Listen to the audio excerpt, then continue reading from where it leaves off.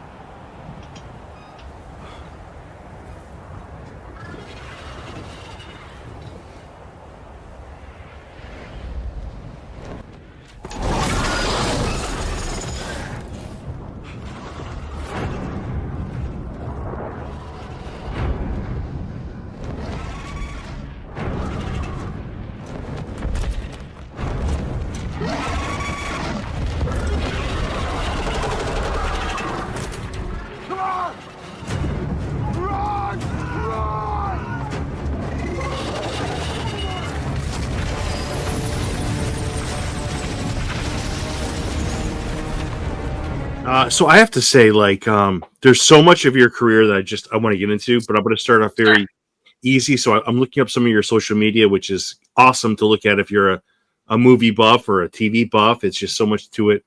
I want to ask you, I'm just going to show you 3 shots that you've posted. I just want to hear what you have to say about it. Okay. Okay.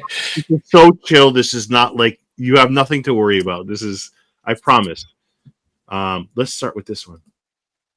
This was the passing of, was it? Oh yeah, of Niki Lauda. Yeah. So I want to tell you, is Rush one of the more underrated movies in history potentially? Like it's so unbelievable. I think for sure it's really. I'm a big fan of Formula One. I saw a race when I was very young with my dad in Montreal, where I grew up. In 1978, I saw Gilles Villeneuve win that race, which is not that far away from the era that Niki Lauda story took place in. And I think that film was great. It really portrays an amazing insight into character and the way people are, and all the weird nuances of racing in a way which makes it about understanding of really compelled people. It's a kind of a brilliant movie, and it's kind of a brilliant movie. It's not a super expensive movie either. It's quite intimate, even though it seems like it's kind of thing. I'm not really interested. And the real story of Niki Lauda is so it lends itself to such drama that you think this can't be a real story, but it is a real story. Yeah, and you couldn't have 2 guys that are like more different. Like you couldn't have 2 human beings that like are polar opposites. But at the end of the movie, as a moviegoer and somebody that loves cinema, you love them both equally. Like they're both super likable. Even Niki in his own like hardcore way is so likable, right, Greg? It's he's an incredible character, and he has such drive. And I mean, in real life, they were closer friends than they were in the film. They're more adversarial in the film than they were, but they did like each other a lot more, even though they were fighting against championships against each other. His drive and stuff. What's really funny is if you find a clip of listed Daniel Bruhl describing how when he said eventually when he made the movie, I should talk to Niki, at some point, and then he got a phone call from him, and he does an impersonation of the phone call with Niki. It's like, oh, you should come see me, I suppose, and you should only bring, I can't do the impersonation very well, but I just bring hand luggage in case you don't like each other, you can piss off. Just kind of like, it's so direct.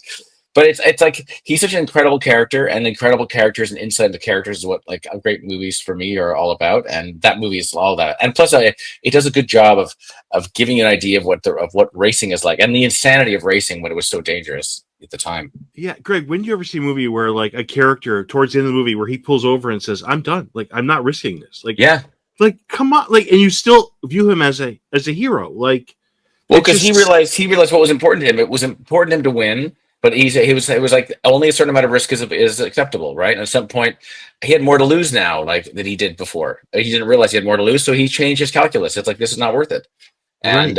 And so James was worth everything, right? James like flat out to everything, and he's a incredible worthy champion, an incredible character, and he died far too young too, as he mentioned at the end of the film. He died when he was 45. That's insane. And I have to say, like, there's a quote that he says to his wife, and I've tried to translate it forever since the movie came out, and I can't do it. Like, I don't know what it is. He looks to her and says, I forget what it is, but it's just supremely like unquote. Yeah. Like I couldn't figure it out. But I do want to show you two other pictures. Sure. Awesome ones. Awesome. How great is this? Oh yeah, that's the northern tip of Northern Ireland, yeah. And that's my first scout. That's Jeremy Podeswa on the left there with Chris Newman, who's the one of the main production producers on Game of Thrones, and that's in the fall of 2014. That's one of our first scouts. Have just arrived. We just had our first run around. And we're looking at where we might be doing a scene, which is supposed to be in Dorne, which is like usually shot in Spain, but of course they do some stuff in where there's a nice sandy beach up there in that part of Northern Ireland. So, and they were shooting there that day for other episodes. We got up there, I got to meet some of the crew, and we were scouting. And Chris had pre-scouted a spot. He thought they could do this path, which we had to link because they were doing other parts of the same story in the next episode in the same area. So we had to find something that we can shoot for our scene in the same area where the other episode's shooting. So. Greg, do you think the average moviegoer knows how hard your job is, like, and what it entails? Like, I'm not trying to like insult that. I just feel like when I try to explain to like somebody who may not know a ton about movies but just knows the movie themselves, like just how impressive a cinematographer is and like what goes into their role. Like, it's so hard for me to define because they're like, well, then what's a DP? I'm like, well, that's a whole different. I just feel like there's so much like that picture alone. I show that for a reason. Like, you're doing more than just filming a movie. Like, your job is so extensive. So I'll let you finish that. Well, it kind of, I mean, in the broad strokes, it's like basically executing the photography, which is like designing the photography and executing the photography of the show. Every shot in the show or movie is, you have to do that, which means like, figuring out with the equipment and the design, the lighting and all that, and running the crew. But the thing about movie making and in this case, like Game of Thrones, is that all these things touch on all the other departments. Like the first thing is, where are we going to film it? Right. So like we have to go look at a place, select a place. Then we have to figure out logistics of the place, which is like partially my responsibility, most of the production as well. But it's part of like, well, where's the sun going to be? What time do we need to be here? Will we have enough sunlight? All these type of things, scheduling it. Like, how do you schedule a project? It becomes for day exterior as important as anything else. Like on the project Sirens that we're going to talk about later, like just trying to figure out when to be in the front of the house, the back of the house based on the sun is really important because it's one way to make the scene look the way you want. It's also the only way to shoot effectively and efficiently. So cinematography touches on all these other elements, including design, like hair, makeup design, costume design, production design. Is all like you can't create a world with just the photography. Like when you're designing a set, you're also like the colors of the set and like what the set should express, what the intent of the scene is in the script, like breaking down the script and trying to analyze all the ways you can use the photography to accentuate things you want, working with the director, watching actors, figuring out what lenses work for them and things like that. It's sort of a little bit of everything. And we're all a little bit nuts, if you know what I mean, because it's sort of the detail in all the areas you sort of overlap in. It's so extensive. It's a sort of a land of oddball movie nerds in some ways. You know what I mean? We're all a little bit off in a certain way because you have to have a kind of a connection to all these other things because you interact with everything. We're all quite different, as you can tell from all the interviews you've done. Like, we're all very different as people and can behave a bit differently and have different ideas creatively and different energies and that's sometimes find the right mix too. So yeah, Greg, it's fun. How about composers? How about, like, I feel like my favorite movies, like the cinematographers and composers seem to be on the same page every time. Like, it's not, I mean, maybe it's by chance many times, I don't know, but like when I watch what you do, when I watch the people who've composed the stuff you've done, I'm like, God, this is like harmonious. It's perfect. Like, well, hopefully we're all getting inspired by the same, like going in the same direction with the same material. It's one thing I find is like when I look at other cinematographers' work or when I look at other, I also collect movie soundtracks. So it's like one of these things is that, you know, when you get a feeling from watching something, it should be kind of hidden why. It's not like you think, oh, because of this. It's like you just get this feeling, and it's all like the idea should all be a bit of a magic trick. You shouldn't be aware of the techniques involved. You should be thinking about it as an audience. And not in the same way, if I watch something, like I'm like, wow, like, oh, here it comes again. Like this, you can see a moment is coming in the scene, and it just, you know, it makes you anticipate, and the way you have a feeling about something, and you have, you know, when it generates emotion, it's ideally when everyone's done their job, the composer and myself and editor and, you know, the actors and everybody, it should be kind of invisible. It should be kind of like you don't know why you're having this feeling, but you're having it. And that's the thing I really admire about other cinematographers' work that I watch. I'm like, I'm watching them like I just know I'm in the right place. I know the camera's in the right place. I just know I'm being. It's like I'm being told a story. I'm being like led in a way which feels like it's sort of well. It's like, how do I describe it? It's like, it's kind of like I described it once, like moving a camera being like a sentence in prose in writing. It's like you're telling a story sometimes. I was explaining this not recently to an operator I was working with. It's just think of something about when you're telling a story visually. It's a thing about like you have to go at the speed of also people's information, right? You put them 9 things at once, they can look around. That's one strategy. Like if you watch like an Altman film, sometimes there's a lot going on. He'll use overlapping sound, but he's letting you spend your time looking around, finding your story within the shot, or you can be very specific about what you show people in sequence. You show this, so this, let their imagination lead forward to the next moment. It's kind of like reading a sentence in some ways, right? Or a nice paragraph. It just generates an image in your mind, and you have to run at the speed that their minds can run. It's like a layer of like, you can't just tell them 9 things at once and forget half of it. So you have to sort of like how you emphasize things. Like when I work with really good writers, like even like David and Dan on Game of Thrones, like there's so much information in that show. It's like you've watched the first couple seasons, like wow, but once you don't realize how effectively they've made you identify certain characters by the way they always have a sigil in near their collar, and the way they speak and the accents, and like it becomes very quickly you kind of know what's going on between each family very quickly, and it's kind of subconscious. There's a lot of people talking about history, but they're not talking about stuff that's like this. They're getting a flavor for like who these people are, and in no time you're like, I know this family now, and boy, man, Tyrion's father's an asshole, and like, you know what I mean. You're into this family drama, but you don't know how you got that understanding. Can you remember the last time, Greg, that you've watched a show or a movie where you were blown away by the cinematography unexpectedly? Like you were like, oh my God, I was not ready for that. I was not ready for this. Like I hear what you're saying about like, you're like, okay, that's in the right place. I get that. That looks beautiful. But has there been a time where you're like, oh my God, like that was stunning? There's a film I saw, I want to say it's probably 2 or 3 years ago, called Joyland, which I highly recommend. I can't remember now. It's an English based. I think the film's, I can't. It's set in Pakistan or in India, but it's a terrible thing. Forgive me for mixing those. I'm mixing those countries another way. But in terms of language, I don't speak language. But it's made in sort of a Western style film, but that's a film was kind of like an amazing film where you don't really know it tells a story, you don't quite really know what the story is going to be, and then the story like reveals itself in such a surprising way that it becomes like, oh, it looks like it's a certain type of comedy drama, the guy that can't get out from under the thumb of the family, and the forbidden romance, and like he doesn't have a job, his wife has a job, all this sort of things, but it becomes so much more about identity and how people see themselves. But the way it does it, you're kind of. I was with a filmmaker friend of mine, and we were both like blown away. Like it became such a moving film by the end. What the whole meaning of it became. It just became really profound and really surprising. But also is exquisitely shot in a way that just it highlighted there's some real comedy in it. It's really funny at times, and funny in a way where they've just made it like the scene is ridiculous, and I'm just going to let you watch this scene, and you're going to see how ridiculous it is by the scale of certain things in it, in a way which is like in the middle of it is kind of like this, what's sort of like what some comedy is, where it seems kind of serious, but under your inside, like, this is so insane. It was a real surprise of a film. I highly recommend that film. You mentioned composers. Who are some of your favorites? Oh, well, boy. I'm a child of the '70s, so you go to the John Williams, Jerry Goldsmith, and the like. Just like, some of my famous cinematographers were Caleb Deschanel and Conrad Hall, back in those days, and some of them. I'm trying to think of some of the modern composers I like a lot. There's a couple. There's Joe Kramer's quite good. Quite this amazing stuff. His score for Jack Reacher Vault is really quite great. Yeah. There's some really interesting.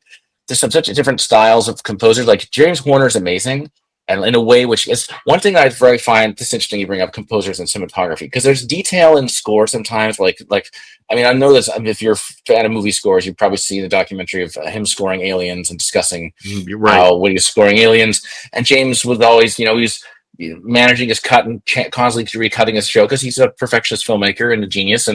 But the way Horner scores a film, the old school ways, like once he gets a final cut, he is scoring to the beat and the edit. Like he is scoring to each beat, the beat in the scene he wants it to sting to, and he's bringing all these motifs. So if they change the edit, he has to basically start from scratch. Like he has to take all those things and rescore. And he has a big, in the documentary making the film, he basically says, "I'm going to walk. Like you fire me if you want, but I can't do this anymore." But in the end, I think Cameron learned but this course, he can't change this process. But when you listen to his scores, the detail within the scenes, like how he is taking you along this little ride between all the rides of tension and character and stuff in all the music is so detailed, and it seems so effortless. That amount of detail is like this great. It's like another parallel script running along with you. You know what I mean? In a way, which is like it's a going performance, giving space for performance, and like a reminding you of like, oh boy, here we come, and oh boy, here we come, and like you can really feel yourself being guided. His scores like that are amazing. Yeah, you mentioned Conrad Hall, who I love. Is that one of the most beautiful movies ever made? It's pretty amazing. It's pretty amazing. Yeah, I saw a film. I remember seeing a film print of it, an ENR film print of that, and it's just jaw dropping. Like I watched that movie, I'm like, this is like surreal. I'm like, I like this movie, like it's so supremely rewatchable. But I feel like I'm going off target here, and that's right. I was listening to a great interview, Greg. It was Ken Burns, the famous documentarian, and he was on Joe Rogan. The way he talked about film and like creating stuff, where he came from in his heart, was so beautiful. Like he's like, I just love doing this. Like he didn't say it like I'm summarizing the interview, but the way he kind of outlined it during the interview was like, I love just making movies. I love what I do. Do you share some of that, Greg? Obviously you do, but like, what is it about movie making, cinematography that really fuels your fire? It's interesting you bring up Ken Burns because there's a thing about like he loves telling stories. I'm actually listening to the audiobook right now of What is Government by Michael Lewis, and which is again it's in some ways a documentary about civil servants and like, but there's that's Moneyball, Michael Lewis, right? Am I right? Yeah, and The Big Short. But there's an element of I just really love storytelling. I love like this like journey of like understanding people and figuring out like how they tick and why and going and being carried along. And I love like seeing like the sort of interesting thing about watching a performance and watching like when we capture cinematography, it's getting the lighting right and making something look the right way to do is one part of it. But like when you're doing that and it all becomes real when you have an incredible actor in your scene, and it's just like it just becomes something kind of transcendent in a way which is like, oh, now I'm having experience now I'm in this story, and now I'm in this story where I didn't anticipate having these types of feelings at this moment for this character in this way. And I want to when you kind of, and even when you know the script, I totally love that entire experience of like actually filming. It's like that just capturing stuff and getting to figure out how to figure out how to find the moment and like be there to capture the moment the right way. And the collaborative nature of that, it's like this weirdly weird sort of theater thing that happens that's to get to immortalized by ones and zeros now. But I love the whole process. That I just feel so lucky that I'm getting to do this. So. Yeah, it's an awesome, and you're so good at it. Let me ask you this: this is such an unfair question, but I'm going to ask you anyway. Is there like a scene or scenes that you remember throughout your career that you'll never forget? Like there's been countless. Like I'm going to bring up a couple episodes of a couple things you've done, obviously along with the current projects. But like, has there been a scene where you're like, wow, like I can't get that out of my head, or like, wow, for a variety of reasons, whether it's how you shot it, the performance you witnessed. Whatever has there been something that really sticks out for you? I guess it's like asking somebody their favorite child, and I feel terrible. Yeah, it's like, I mean, I don't really have a favorite, but I sort of remember ones that I were memorable where kind of things all kind of came together, and it was just like just little moments where, um, yeah, there's a lovely scene, and there's a couple of his. I mean, there's a scene I did in The Killing a long time ago with two Oh, secondary characters. which you directed too. You did an episode, Yeah, right? Yeah, yeah, great, yeah. great. Yeah, I wouldn't pick one of those scenes I directed. It was a scene that, and a separate episode that Keith Gordon directed with gotcha. Bex Taylor Klaus and Julia. I forgot Julia's last name. Anyway, these two characters, and they have their kind of first kiss together. And it was in a little tiny set supposed to be in a abandoned motel. But at that point in this season 3, I was getting better at, leaning into like using darkness in a certain way and brightness in a certain way, and not just getting away from it being sort of always gloomy. But it was just a situation where, as usual, we had very little time. I needed to shoot the scene from 2 angles at the same time. And I wanted to have something, but I wanted to have a lot of mood to it. We had a little fake window with a little fake painting of the city out the back, and it's a night scene. But I just wanted, so I put in a brighter light in the kind of behind them, which was a nice backlight for the sort of 2 shot from the front. But I knew it would bounce around on their faces when they got really close together, and but both of them were quite pale. And it just the way that whole thing came together, and the way that with their Julia's head is down, Rebecca's head, like their side-eye glances are caught by that light. The whole thing was just like, because they're so amazing in the scene. It's just they're 2 very young actors, and it's and their characters are just like getting together. So there's a bit of a moment there in the story, but also just the lighting kind of perfectly like just allowed for these little glimpses. If that's all you could really see was the little things that were showing what was going on, and that was just like, wow, I kind of hit the nail on the head with that one. And it was, partly by design, but it was just one of these wonderful moments, like holy cow, it really worked. Like this really seemed to be a great way to bring out an even more. It made it like you couldn't avoid seeing what was going on in a way. Yeah, Do you know what I mean? yeah. I mean, it was a very moody scene. It wasn't bright, but it was the stuff that you really need to see was bright in a way which shaped it. So I'm proud of the way the scene looks, and it's a really great. And they're both so good in the scene. That's a very good episode. He's a wonderful director. Yeah, Greg, to hear you talk about movie making is like infectious. Like, I love that you're so enthusiastic. Like, I just because this is me as an average Joe. Yeah. In my daily life, and to hear somebody who's in this business talking about how much he loves it, like it just means so much to hear that from you. So thanks. I appreciate it. Yeah. So I have to say, your filmography is amazing in a variety of ways, but especially in this way. Like the stuff that you touch, like we could talk about Watchmen and Game of Thrones. The episodes that like you're a part of, The Extraordinary Being, you won an Emmy for A God Walks Into a Bar, which is, I mean, they're both considered masterpieces. We go Game of Thrones, The Dragon and the Wolf. Like where you've been and the episodes that you're in, like it's kind of not a coincidence. Like what you're a part of tends to receive for whatever reason. I know it's a group effort. I get it. I'm not saying this is Greg. It's all about me. I'm not saying that. But I don't think it's a coincidence that the stuff you're a part of tends to do unbelievably well. When I start reading IMDb comments or YouTube comments, and I'm reading the stuff about Watchmen and Iconic and Masterpiece and Game of Thrones, same wordage, like same stuff. Like Jesus, Greg, is there a bigger compliment you can get? It's I mean, for me, the biggest compliment is when you get picked and then you read the material you're about to do and you're like, holy cow. It's because it's like, it's one thing like, oh yeah, it's great to be there, but also it's incredibly nerve-wracking, but also it's like such a incredible compliment. It's like I love the terror that involves. Like when we did it's funny, I'm just finishing working with Stephen Williams again, that I did This Extraordinary Being with on another show here in LA, and we're doing, in some ways, I want to say similar, but we're doing an episode of another project, which I don't know if I can talk about it. I can't remember. Green Lantern? But yeah, Lanterns, yeah. Okay, and so we'll get to that a little bit later. Yeah, I can't talk about the content of the show, but anyways, gotcha. But he asked for me. We've done stuff together, and sometimes when you get picked on certain shows, like or picked for a certain project, it's because you maybe have some insight into it, or maybe it's a particular topic or something, or the director's like. I'm sometimes the way I would put it with when Nicole Cassell was kind enough to ask me to meet Molly and to be part of Sirens, the project just came out a few weeks ago.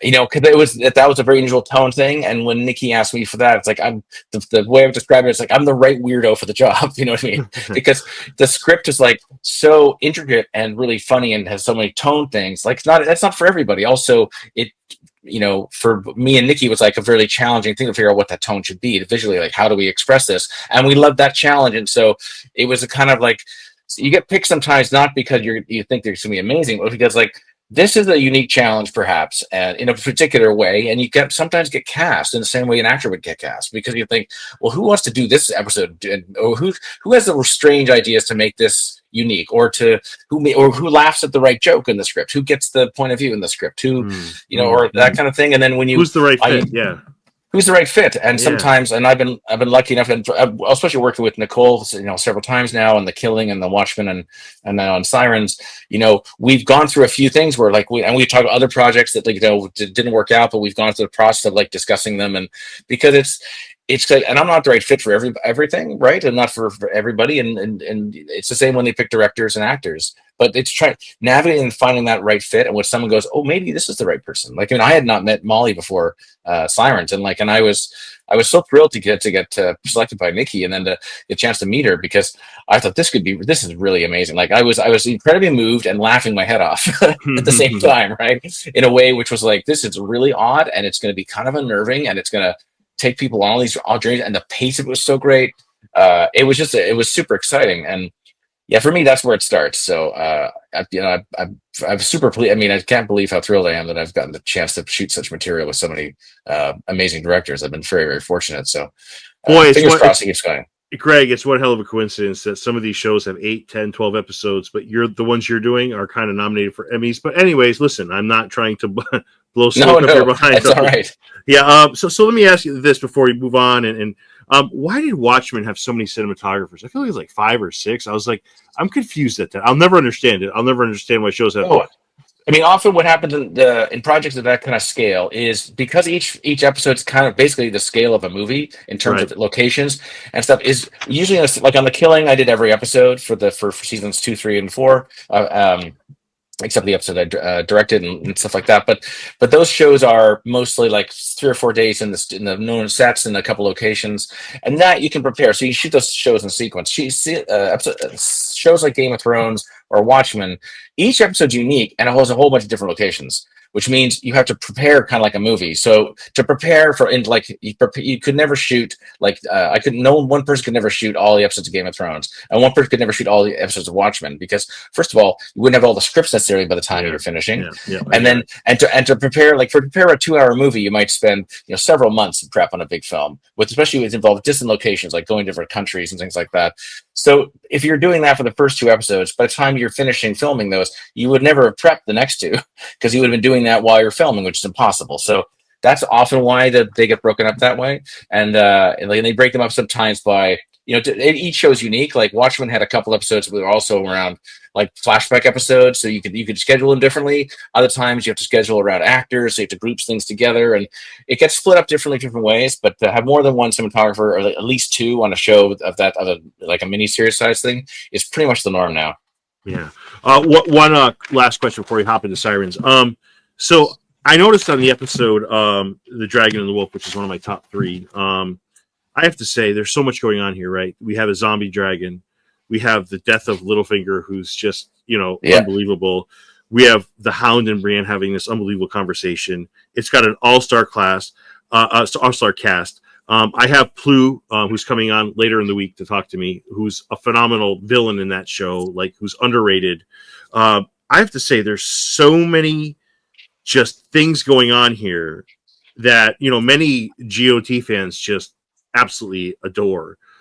This is like a feature film. Like you were kind of hinting at this in some of your answers, right? You're like, yeah, there's so much going on. Like, and it's like, I don't get how you do it. Like, I don't get how Game of Thrones did it. Like, this episode alone seems like it would take years to make. It was a lot. It was, I think the first cut was closer to, I think it's 71 minutes now, but the first cut, I think, was close to 90.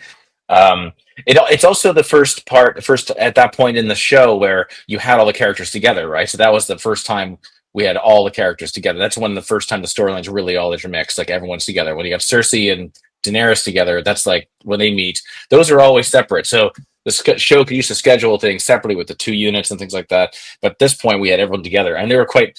The first time we were doing this, the first couple days on the Dragon Pit with everybody, that was like there was a lot of anxiousness. Of course, all the cast are anxious. They're like, "Well, I don't want to be the one to fuck this up," because they're all like, because a lot of them haven't acted together before. Like, I've been watching you for years now, and we've seen together. They're all like, it was really quite. It was.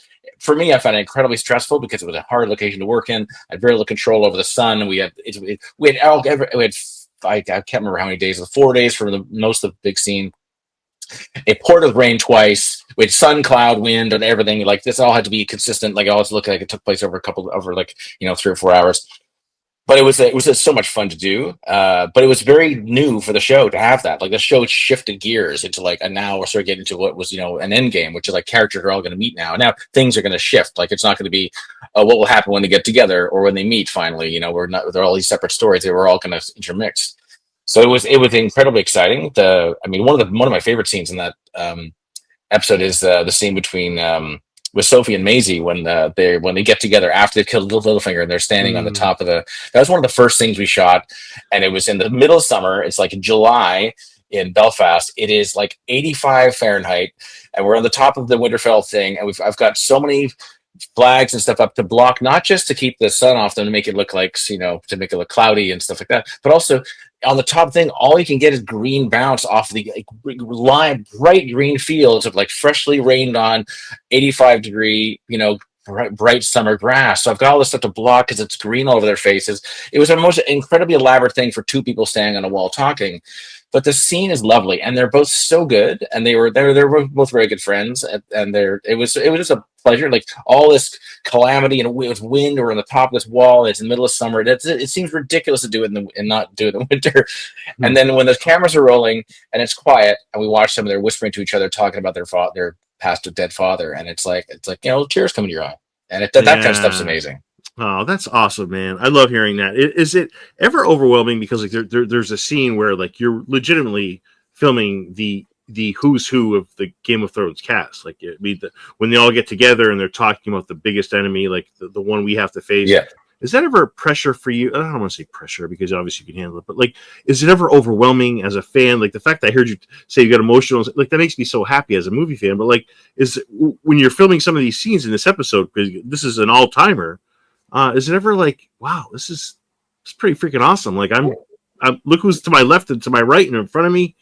Is it ever like that? I mean, so sometimes it happens all because not just being a fan of the show, but also it's just this chance to be telling this part of a story, right? It's like I've read it before I've got there, and it's like, oh wow, I can't wait to see this. Like this is amazing. I'm reading this. This is going to be. I can't wait to see what Nikolai does with this, and what Lena does with this, and you're sort of interested in like to go through that process. By the time I filmed it, I've location scouted, I've gone through the scenes many times. It's been like rehearsed. I've blocked out the scenes with Jeremy, or we've paced around and figured out some ideas. So it's a lot's gone on by the time they're all there. But it is also it's really just fun to be around. Especially with people that are established characters already, or when you're establishing a new character, when you're in a situation where a character suddenly comes to life, like when you're starting a new project and you've got a new thing, and you're like, I'm not too sure how this character is going to come across yet. You're sort of figuring out how you're going to film them and how the scenes come across. And as it starts to become reality, and it becomes like, oh wow, and now I can see what this can be. And and then because all the energy changes when you've got like there was a moment when we were doing Sirens and we were doing a first camera test. We had Megan Fahey and Millie Alcock, and we had I think we had the character played Jordan. We didn't have all the cast, didn't have Julianne Moore for the hair makeup test, but what was the first chance to get them together. And often I do tests like that for lighting purposes, and we test costume colors, things like that, and I can experiment with colors of light on their faces or direction of light, just sort of get a feel for them, which is really helpful. It's also a chance for them to sit there and not do a scene and hang out together, and just like just get them on camera in a way, which it's sort of like it's a beginning process to get to know them as people, but also as the characters. And the first time we had them together, and we did the two of them together, and they were in dresses, and Millie was in one of her like pink dresses, and Megan was still in her kind of like her goth kind of her buffalo outfit. and they were so great together, and they just had such great energy together. And I just like I pulled my I was operating the camera too, and I put it, and Nikki came up to me. She was just like, "Wow!" We're both like, just like the eyes lit up, like this is going to be fantastic. Like they're both they had such great energy together already. Just like the possibilities that we could see, it was like, "Oh, this could be really awesome." This is like they have a great. Like the interesting dynamic they're already developing just as performers together was like, this is going to be fantastic for such a, for basically what is mostly a two-hander for like a large portion of the story. Greg, Megan Fahey grew up 15 minutes from where I live right now. Like her family's still there. I think her brother is still there. She's a phenomenal. She's been in so many wonderful things. Great, like a great actor that you're like, wow, like this. Everything she does, she's like amazing in, Greg, right? Yeah. Yeah, she elevates everything. There's scenes that had whole new levels of them, which you sort of don't really see when we're filming the scene sometimes. Like you just read the scene, like, oh yeah, it's there, and then you watch it, like, oh, I didn't expect to be like, I didn't expect to be, I didn't expect to be thinking about shedding a tear for Devon at this point, and she's but there'll be moments you'll see all this internal, like the internal strife that has gone on emotionally for her is like leaks out in these other little scenes sometimes, as you find out in the story later. Yeah. Why that is, but yeah, it's just an incredible actor. What's amazing about your work, Greg, is that my wife and I watch so much of it. Like in Sirens too, it's like she loves it. And let me ask you this: as a cinematographer, what has Sirens given you as a challenge or something outside the box that maybe some of your other projects maybe didn't allow for because just of how the story flowed? Like I don't know, like what has Sirens presented itself where you're like, it's pretty cool. I get to do this, or I get to see that maybe that you haven't seen in your past. Well, there were a couple of interesting challenges visually or opportunities and challenges with they were trying to figure out how to recreate this world, because one is there's a bit of a dark undertone to the story, obviously, with how people behave and understanding what's going on, but also it's like a weird fantasy realm. It's like an aspirational, bright a place where like this, it seems like there's nowhere to hide because it's so like a bright, airy, rich, pastel world that it lives in, but also has a different undercurrent of all this kind of hidden suffering and stuff that's going on within people. And so to figure out a way to do it in a way which is like kind of bright and colorful and yet still have this undertone in it was like, will this tone work as a mixture, right? Because it will be, I'm not trying to make light by washing it all away, but it's kind of like they're trying to wash everything away with this kind of like this glamour and glitz in a certain way, and with all the pastel colors and all the manicured this and all the specialized everything. And to try and do that visually, like, well, let's just lean into it. Let's make it from like the point of view.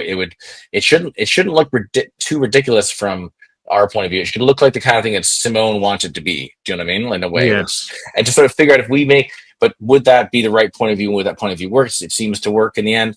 That was a fun challenge because it was like, wow, I mean, to walk into big sets, huge sets that are all white and also with bright colors, but like having to create some contrast to create some drama in people's faces within all that, and how to shape someone's face when you have, what is essentially a white box and or a lighter colored set.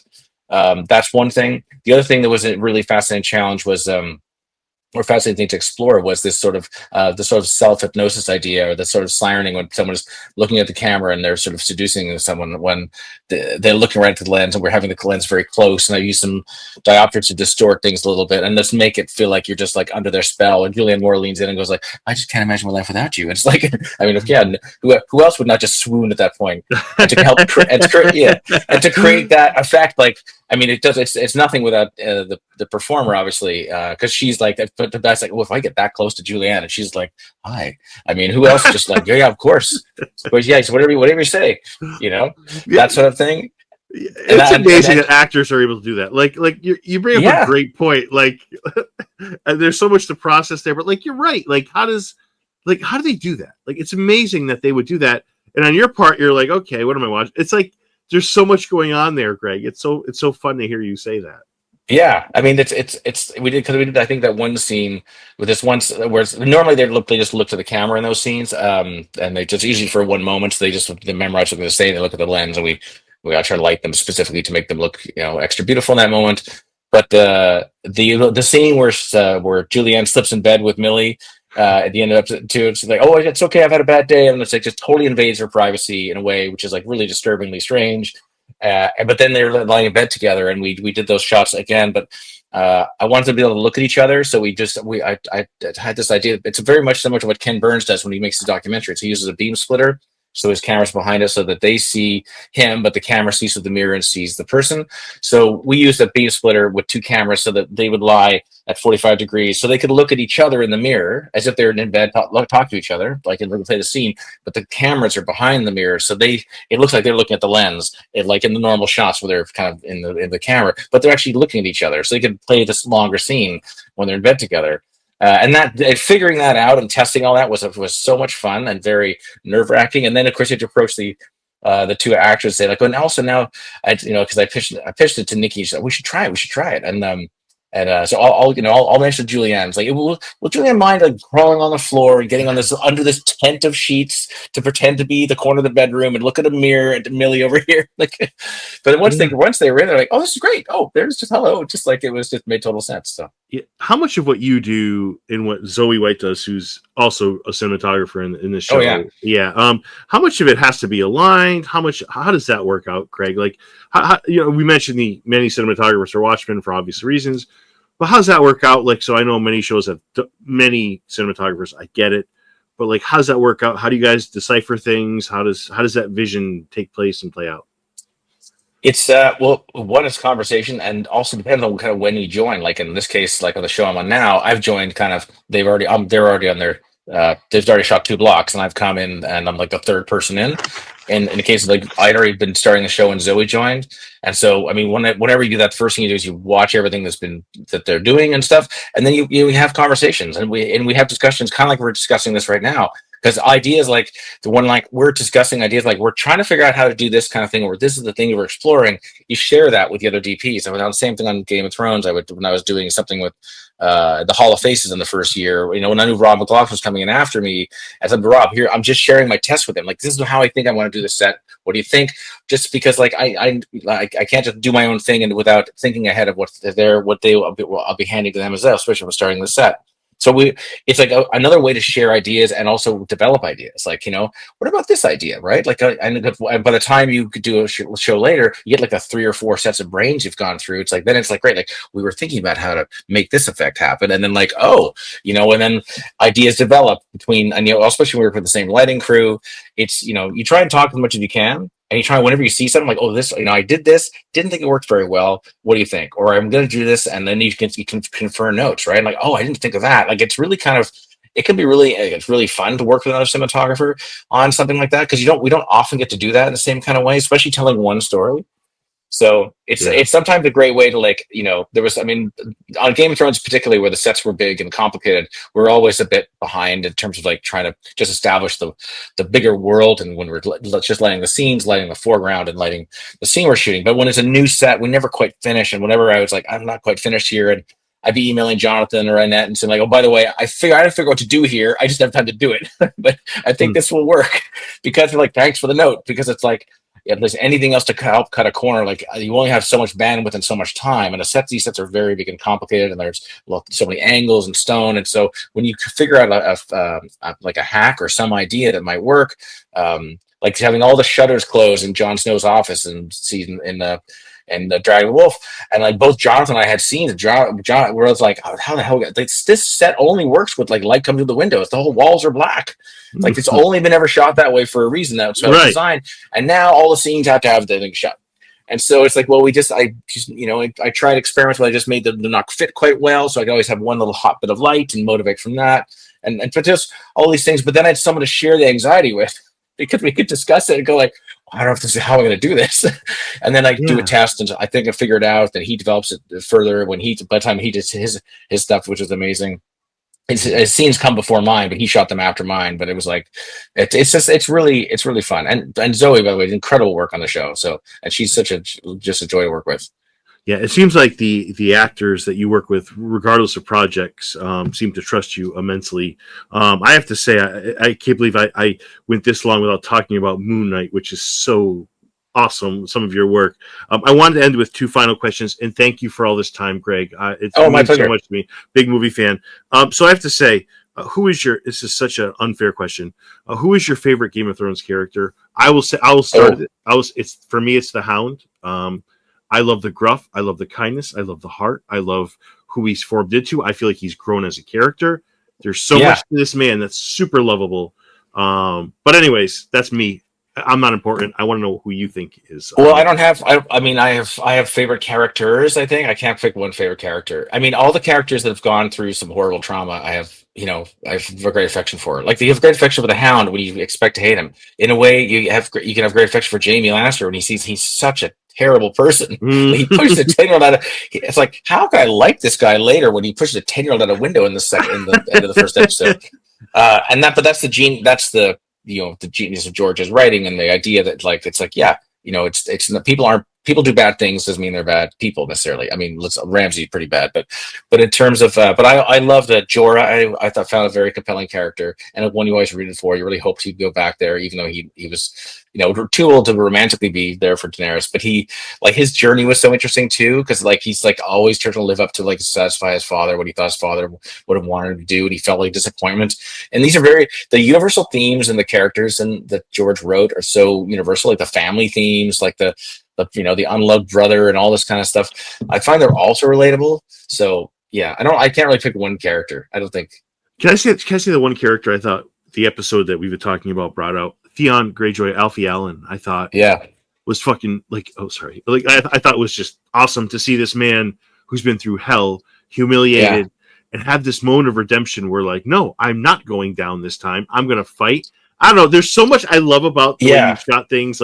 I'm gushing here, but whatever. Well, thanks. I mean, this one of the scenes I thought was amazing was both Kit and Alfie were amazing in the scene they had in the Dragonstone throne room when he's because Kit has not seen him since he killed fucking two younger cousins. That's right. And, yeah.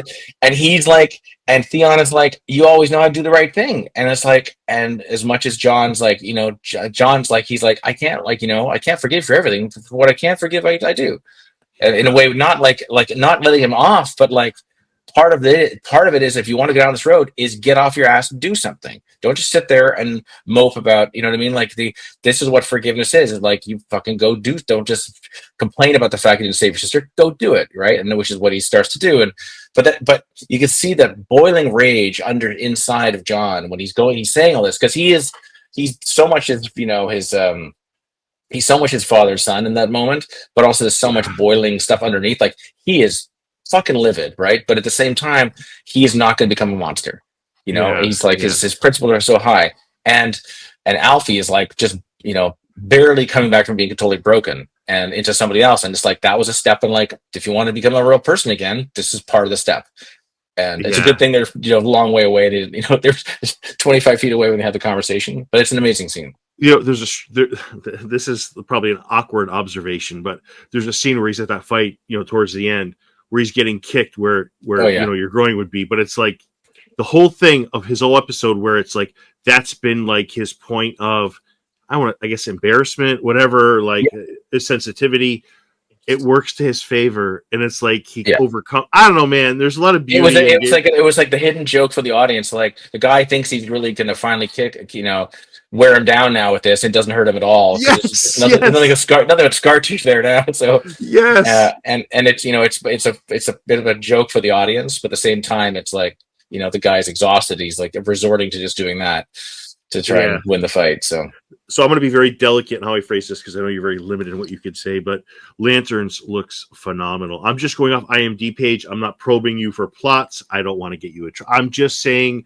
I look at the cast list. The cast is amazing. There's a lot of Banshee actors, which is one of the greatest shows on TV that nobody talks about. Guy Gardner, who's in the Superman Coming Out, is in this show. This is IMDb. It's public, so I don't want to think it's you. But are you able to say if this is a show that people are going to love? Because I look at it, I'm like, oh my god, this is I wish this was playing tomorrow. I certainly hope they'll love it. That's all I can say. But it's great. I can't say anything enough. I can't say anything about the content of the show, except I think the only thing I think that I read in the trades when I started was that there was an element of people were. I can't remember. Somebody was surmising it being because it's an HBO show. It's a bit of a True Detective type element, a bit of a that type of thing. It's in the terms of tone. That's the only thing I read about it before I started, and that's I think that can be very interesting. Well, here's what's really cool about it too, because the Green Lantern, there's been multiple. one has been African American, one has been white. And it's great to see that now. Like, listen, I don't know how it plays out. I could be wrong, but it looks like this is, I guess, addressed potentially in some ways, where it's just so cool how we've kind of just explored these avenues, and it looks like it has so much promise. Can I say that? No comment. Okay. All right. I can't. I gotta stop saying this. All I can say is I've usually when I do a show, I will read everything of this. I only read. I didn't go into all the stuff that I'm not, because I'm not doing stuff. I'm only doing a little 2 episodes of the show. So all I can say is, yeah, I hope. All I can say is I hope that people like it, and it's been a great project to be involved with. So I'm excited for people to see it.